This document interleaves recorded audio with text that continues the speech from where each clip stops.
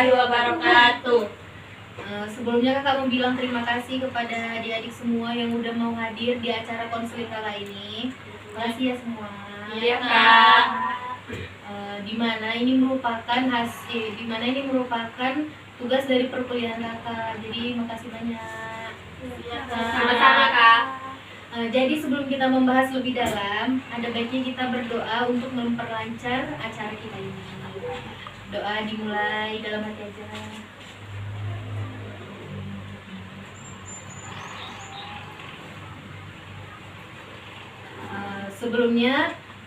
Sebelum kita bisa berkenalan, sebelumnya ada baiknya kita kan ada pepatah tuh, tak kenal maka tak sayang maka tak Kenal. Cinta. Oh ya. Oke. Sebelumnya kakak memperkenalkan diri, nanti kalian juga memperkenalkan diri. Nama kakak Ikrimah Amala Batubara. Apa? Kakak berasal dari Universitas Islam Negeri Sumatera Utara atau biasa dikenal dengan, ada yang tahu? UINSU. Iya, kakak berasal dari UINSU yang biasa orang kenal dengan UIN kan. Kakak dari jurusan bimbingan konseling Islam dari Fakultas Ilmu Tarbiyah dan Keguruan. Baik segitu. Selanjutnya dari siapa yang mau perkenalan? Ayo adik, perkenalan. Assalamualaikum, nama saya Zakia, hobi saya nonton TV, cita-cita saya menjadi seorang guru, kepala dinas pendidikan. Jadi cita-citanya tadi apa? Menjadi seorang guru. Cita-citanya Zakia itu menjadi seorang guru. Amin. Tadi hobinya? Dia menjadi Dia hobi nonton. Umur adik berapa? Sekolah di mana? umur saya 13 tahun. Sekolah di SMP Muhammadiyah. Dia sekolah di SMP Muhammadiyah. Salam kenal Zakia. Salam kenal. Ayo selanjutnya. Assalamualaikum, nama saya Aini, hobi saya memasak, cita-cita dokter. Cita-citanya apa? Dokter. Cita-citanya Aini menjadi seorang dokter. Salam kenal Aini. Ayo adik selanjutnya. Nama saya Gevira. Hobi saya melukis dan cita-cita saya menjadi polwan. Nama dia Gevira. Dan cita-citanya menjadi seorang polwan. Salam kenal adik. Salam kenal. Selanjutnya adik. Assalamualaikum, nama saya Yuni. Hobi saya membaca, cita-cita saya guru. Nama adiknya Yuni, cita-citanya menjadi seorang guru. Salam kenal Yuni. Ayo adik selanjutnya. Assalamualaikum, nama saya Ikniar Makira, hobi saya berenang, cita-cita saya ingin menjadi dokter. Nama adik ini namanya Ikni, cita-citanya menjadi dokter. Dan salam kenal adik. Sebelumnya udah ada yang tahu belum? Atau udah ada yang pernah ngelakuin konseling di sekolah atau di mana? Belum kak. Belum. Jadi kita di sini itu mengadakan konseling kelompok, yang dimana konseling kelompok itu beradakan 5 anggota, yaitu kalian. Namun ada yang tahu nggak apa itu pengertian dari bimbingan konseling? Bimbingan konseling adalah proses pemberian bantuan melalui wawancara. Iya. Ada lagi yang tahu? Ya Kak, Ya, kenalkan namanya. nama saya Aini. Ya. Bimbingan konseling adalah memberikan solusi setiap masalah-masalah yang ada pada Iya, ada lagi yang tahu? Nah, jadi di sini Kak perjelas. Baik, biar kakak perlurus apa itu pengertian dari bimbingan konseling. Yang dimana bimbingan konseling itu merupakan proses pemberian bantuan kepada seseorang, yang dimana seseorang tersebut memiliki masalah. Namun pemberian tersebut bukan menyelesaikan masalah, namun memberikan jalan keluar dari masalah tersebut. Bukan berarti dia melakukan bimbingan konseling, masalahnya langsung selesai atau langsung beres. Namun tidak hanya beres, tetapi kita hanya membantu mencari dari jalan keluar masalah dia tersebut. Ada yang mengerti? Sudah mengerti? Sudah, Kak. Ada yang bisa mulai lagi? Pause. Oh gini ya Kak, berarti bimbingan konseling itu di saat kita misalnya punya suatu masalah, kita bisa konsultasi ke bimbingan konseling itu gitu. Habis itu mereka memberi saran gitu, pendapat mereka untuk menyelesaikan suatu masalah yang kita punya gitu. Iya, jadi bimbingan konseling itu bukan menyelesaikan keseluruhan masalah, namun hanya memberikan jalan keluar dari masalah tersebut dan memberikan sedikit motivasi kepada si yang punya masalah tersebut agar ia termotivasi bahwa masalah dia itu akan selesai. Bukan berarti dia datang kepada konseling atau konselor, biasa itu namanya konselor, bukan berarti langsung selesai masalahnya gitu.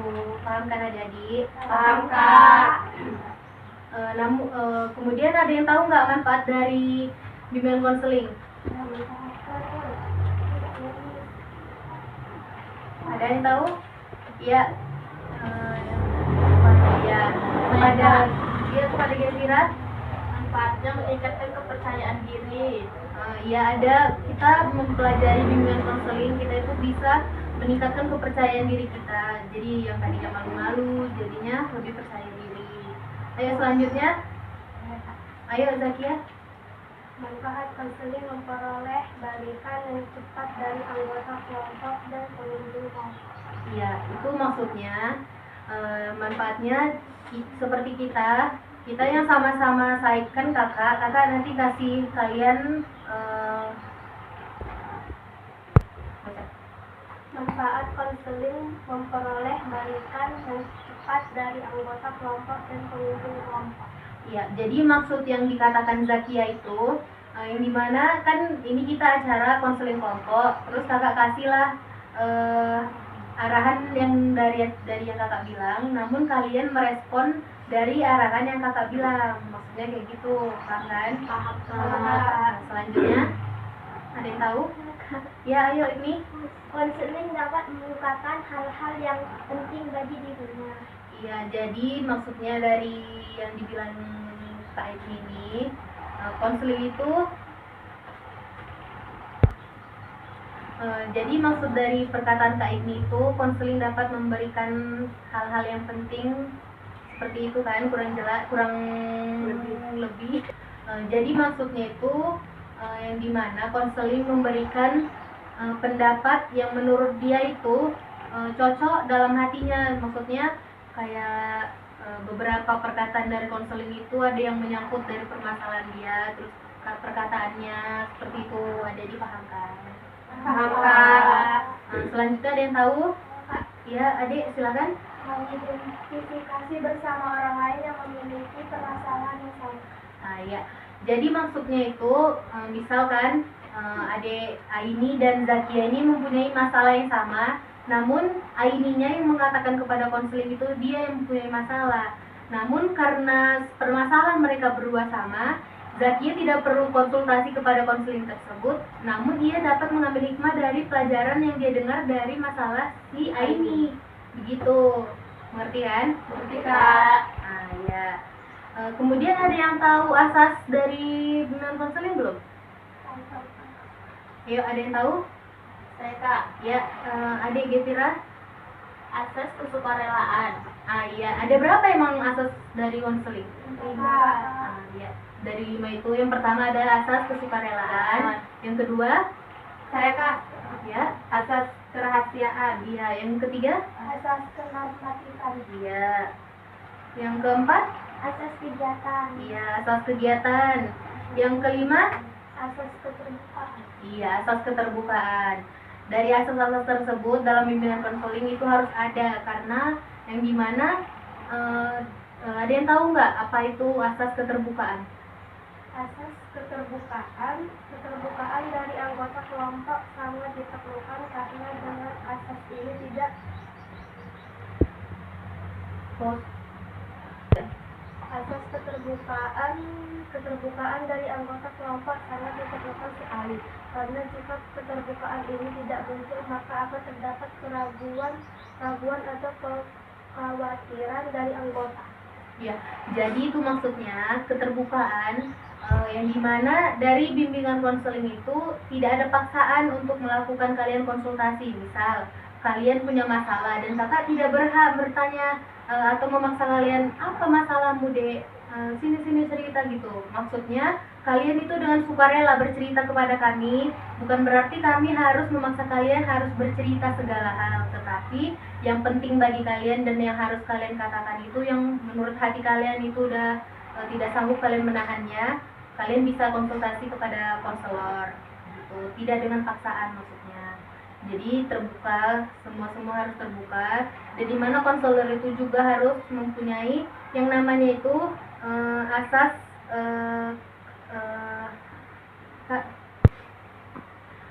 dari yang dibilang Zakia tadi, keterbukaan maksudnya kan tidak ada paksaan agar dia sendiri nggak canggung cerita sama konselornya atau pada konseling kan. Biasa di sekolah kan namanya guru BP atau guru BK kan, sekarang guru BK namanya. Nah, jadi disitulah juga guru BK atau bimbingan konseling mempunyai yang harus tahu yang namanya itu asas kerahasiaan, yang dimana ada yang tahu nggak apa yang namanya asas kerahasiaan? Saya Kak, Ya. asas itu bersifat pribadi gitu. Ya. Jadi asas kerahasiaan ini kita semua ini nggak boleh bocorkan kepada siapapun apa yang kita bicarakan saat ini. Misal kalian bicara kepada teman kalian, si ini ada masalahnya ini, dia masalah kayak gini, itu nggak boleh. Karena di dalam asas bimbingan konseling itu kita mempunyai asas kerahasiaan, yang dimana kita harus menjaga semua rahasia dari teman-teman kita begitu ya. Kemudian ada yang tahu asas selanjutnya? Saya Kak, Iya. asas kesukarelaan. Kehadiran pendapat, usulan ataupun tanggapan dari anggota kelompok harus bersifat sukarela tanpa paksaan. Ya, itu juga sama seperti asas keterbukaan. Nah, itu mendekati seperti asas keterbukaan, sama-sama tidak ada paksaan. Dengan sukarela dia harus bicara, harus konsultasi, dia mau bicara apapun itu harus sesuai dengan apa yang mau dia katakan, dan kita tidak berhak memaksa dia untuk melakukan atau mengatakan apa yang bimbingan konseling itu mau. Jadi bimbingan konseling itu cuman mau dia yang berbicara seperti itu kan. Kemudian ada yang tahu lagi? Saya Kak, Ya. asas kenormatifan. Ya, itu apa? Asas itu misalnya ada orang yang ingin memberikan pendapat, kita harus mempersilakannya dan kata lain tidak boleh berebut. Ya, itu maksudnya kan asas kenormatifan. Kita menghargai pendapat dia, seperti kakak berikan kata-kata lain, baru kalian memberikan menurut saya kayak gini kak, menurut saya kayak gini, kata teman kalian. Kalian tidak boleh bilang itu salah, itu tidak boleh. Kalian harus bilang tidak usah kalaupun tidak ingin berkata lain, kalian hanya cukup diam dan pahami dia dan menerima apa yang dia katakan. Seperti itu, tidak boleh dicela-cela apa yang kata teman kita. Itu. Selanjutnya ada yang tahu? Ya, pos. Alah. Saya Kak, Ya, Adik. asas kegiatan. Ya. Hasil layanan konseling kelompok tidak akan berarti bila kalian yang bimbing tidak melakukan kegiatan-kegiatan dalam mencapai tujuan-tujuan bimbingan. Iya, jadi itu maksudnya asas kegiatan seperti ini, kita melakukan kegiatan yang dimana dari kegiatan kita ini harus ada hasil dari yang kita lakukan ini. Harus maksudnya ada yang tahu? Maksudnya itu kan harus punya hasil. Kita melakukan seperti ini agar mempunyai, misal hasilnya kalian lebih paham apa itu bimbingan konseling, apa ini gitu-gitu. Bukan berarti kalian di sini kalian tidak mendapatkan apa-apa seperti itu. Nah, selanjutnya ada yang tahu lagi? Karena nggak ada yang tahu, jadi biar kakak tahu. Yang terakhir itu ada namanya asas kekinian, yang dimana asas ini membahas kegiatan yang terjadi pada masa kini, seperti Baik, yang terakhir itu ada namanya asas kekinian, yang dimana asas ini yang membahas tentang masa kini, masalah yang terjadi saat ini, bukan masalah yang terjadi pada masa depan atau masa lampau. Seperti itu, paham? Paham. Jadi kakak lihat udah pada tegang-tegang sekali. Kita main game. Ada yang tahu main game apa? Yuk, kita main game agar lebih rileks, lebih santai. Nanti dikata juga. Ya, selanjutnya kita main game ya. Ada yang punya ide gamenya apa? Ada yang tahu? Nah, jadi kakak punya game. Jadi gamenya itu kakak bilang tepuk satu. Namanya main tepuk satu. Kalau tidak ada kata tepuknya, dia tidak boleh ditepuk. Oke, paham? Yuk, kita mulai ya. Pemanasan ya. Tepuk satu aja, Kak? Iya, tepuk satu aja. Kalau kakak bilang nggak ada bahasa tepuknya, jangan ditepuk. Paham? Paham. Terus kalau yang kalah, hukuman siapa? Kalau yang salah harus menyebutkan pengertian dari bimbingan konseling lagi ya. Oke, Kak. Nah, oke. Kakak yang bilang ya, Baba. Tepuk satu. Ya, lebih cepat ya. Lebih cepat. Tepuk satu. Ya, bilang. Ayo, pengertian bimbingan konseling. Ayo adik, salah. Pengertian bimbingan konseling adalah proses pemberian bantuan yang dilakukan melalui wawancara konseling. Iya, jadi udah mulai paham ya apa itu bimbingan konseling.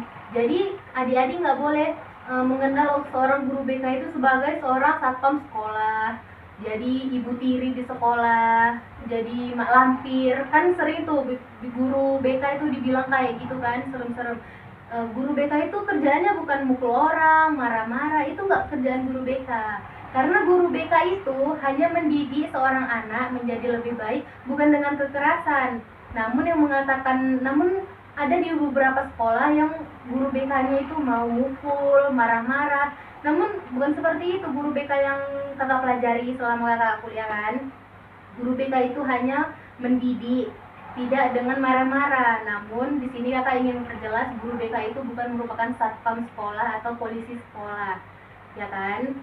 Jadi adik-adik tidak boleh beranggapan bahwa guru BK itu kejam, guru BK itu jahat. Nggak semua guru BK kayak gitu.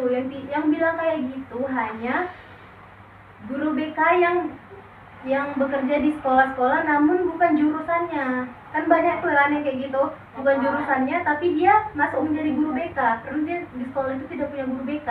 Seperti itu. Nah, yuk selanjutnya main game lagi. Tepuk satu.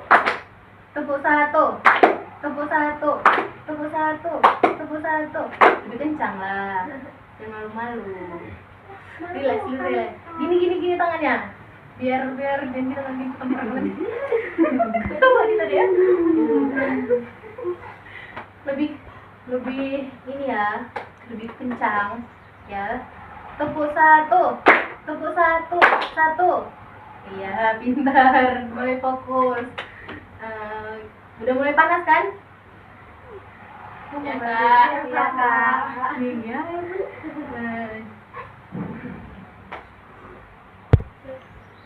Baik, sudah panas semua kan, kita udah mengenal bimbingan konseling, sudah bermain game, terus kita masuk pada inti dari bimbingan konseling tersebut. Namun di sini kakak pengen bertanya, di antara adik-adik ada yang lagi mempunyai masalah tidak? Ada, Kak. Kakak pengen tahu masalahnya apa, Dik? Masalahnya sulit memahami pelajaran selama dari. Nah iya, seperti itu. Kakak juga seperti yang dia katakan. Lanjut, tadi ada masalahnya? Tidak suka pelajaran matematika. Sama kita, Dik. Adik ini tidak suka pelajaran matematika, katanya. Itu biasanya paling dibenci sama jurusan bimbingan konseling juga. Karena bimbingan konseling tidak ada pelajaran matematikanya.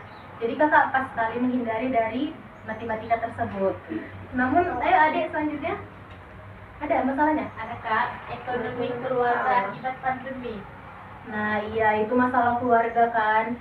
yang biasanya gaji ayahnya lumayan, gaji ibunya lumayan, tiba-tiba selama corona turun, anjlok. Yang biasanya jajannya 50.000 satu hari jadi 10.000, 2.000 akibat si Pandemi. Covid. Emang si Covid itu.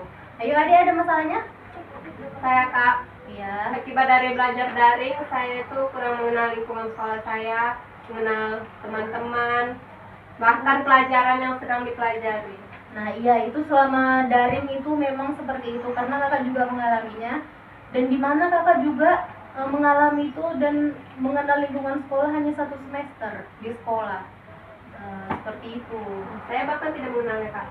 Iya, itu seperti biasa itu deh kalau kayak lulusan corona, biasa kan dibilang lulusan corona kan. Ya biasanya kayak gitu, memang biasa nggak mengenal lingkungan sekolah, dan apalagi dosen-dosennya kan, Iya nggak Kak. kenal. Ya ada masalahnya. Ada kak, Apa itu? terlalu sering main game. Nah ini biasa itu, karena daring dikiranya kan asik main game, asik, rupanya dia kecanduan. Nah jadi menurut adik-adik kan begini, bimbingan konseling kelompok ini kita hanya menyelesaikan satu masalah dari beberapa masalah kalian.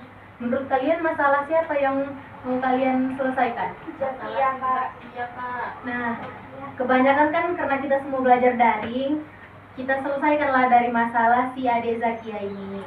Yang dimana masalahnya tadi apa? Tadi coba Ade Zakia diulangi apa masalahnya tadi? Sulit memahami pelajaran selama daring. Jadi menurut adik-adik gimana sih saat ini selama daring ini pelajaran yang kalian hadapi? Gak enak kak. Mumet kak.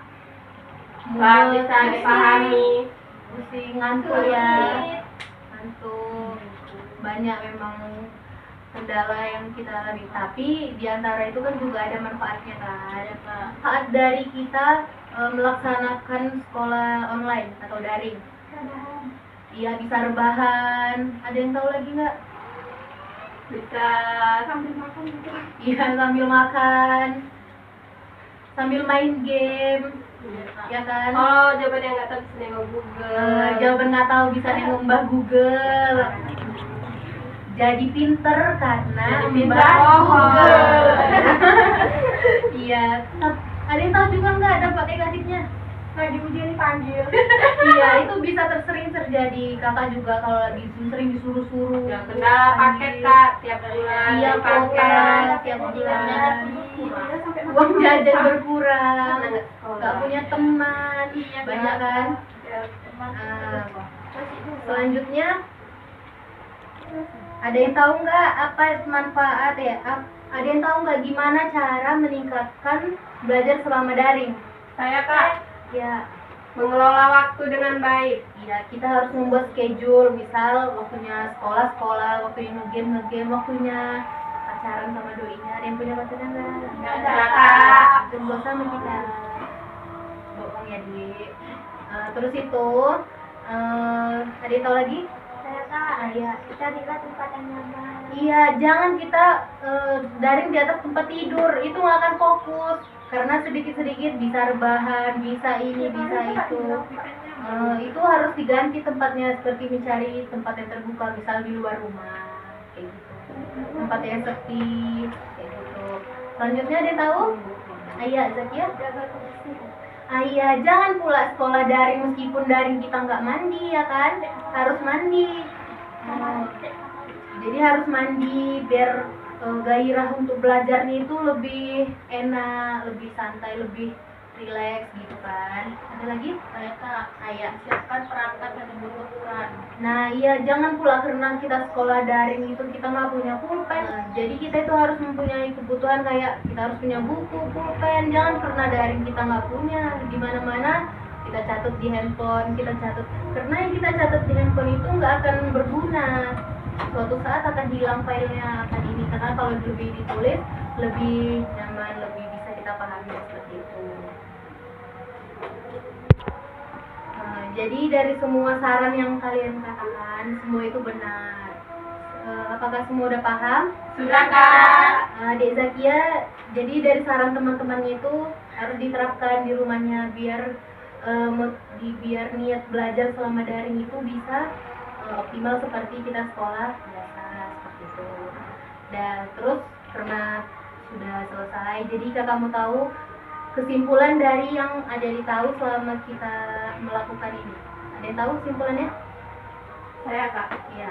Jadi kita itu bisa mengetahui apa itu pengertian dari bimbingan konseling, apa asas-asasnya, manfaatnya, dan cara menyelesaikan masalah ketika kita belajar daring. Ah iya, udah mulai paham kan? Ada yang lagi tahu? Oke, karena kakak mau tahu kalian bilang pesan dan kesannya. Menurut kalian apa sih pesan yang kalian lakukan selama kita melakukan ini? Menambah wawasan Kak. Ah iya, menambah wawasan. Terus? Yang tahu lagi deh? Menjadi lebih paham juga kan sama yang kayak dibilangnya tadi. Terus pesannya ada yang berkesan nggak enak atau gimana nih? Seru kayak karena ada kucing. oh iya kucing. Terus dek, gimana pesan kalian selama melakukan konseling ini bersama kakak? Seru Kak. Seru ya. Kalau gitu tepuk satu. Iya berarti iya kayak nanti kakak dah. Karena sebelumnya kakak mau bilang terima kasih kepada adik-adik semua karena sudah mau hadir di sini. Sama Kak. Sama-sama Kak. Baiknya kita akhiri dari acara konseling kita ini karena semua sudah selesai. Terima kasih semua karena sudah hadir di acara konseling kakak dan sudah membantu untuk menyelesaikan pertugasan kuliah kakak. Terima kasih adik-adik. Sama-sama, Kak. Sebelum kita akhiri ada baiknya kita berdoa seperti tadi. Berdoa dimulai. Berdoa selesai.